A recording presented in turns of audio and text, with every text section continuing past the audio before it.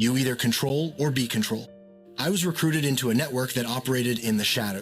We never wasted our time on some Christians. We just couldn't touch them, no matter how hard we tried. Yes, I was a Satanist, deep in the occult. I was trained to target churches, families, even entire cities. But not every Christian was touchable. Some were easy to confuse, easy to seduce, easy to spiritually paralyze. They prayed loud, but lived weak, quoted scriptures, but had no light in them. And we could smell their fear. But then there were others, rare, dangerous. Christians who walked into a room, and every demon in that place would shrink in fear. Their names were known in hell. Their very presence disrupted rituals. So what made them different?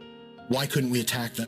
We were trained to access the astral realm, to plant curses, to monitor homes, to weaken churches. It wasn't superstition, it was structured. We fasted, we memorized incantations, we studied people, churches, patterns. We were assigned targets. I remember clearly one of my first assignments, a local church that had grown fast in just 2 years.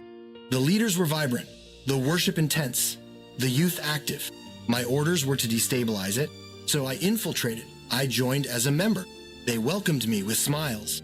But spiritually, no one discerned me. We didn't even need to try hard. Just a few spiritual seeds, jealousy, offense, lust, and the whole leadership began to crumble from within. A year later, the church split. We had a saying, the Christians who fear sin more than Satan are the hardest to defeat.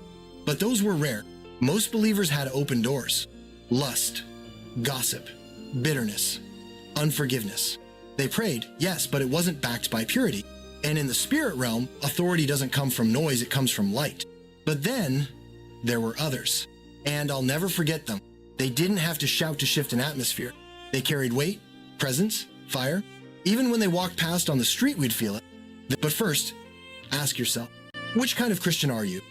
Ask yourself, would the devil fear me or ignore me?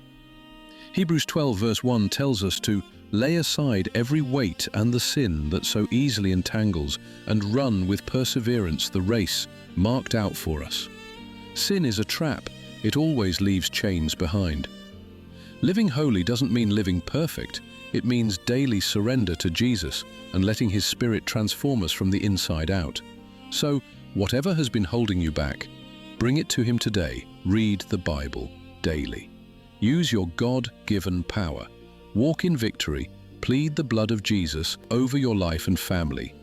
Intentionally live a life that glorifies God and disapproves of sin. Share your thoughts below. Support us and subscribe.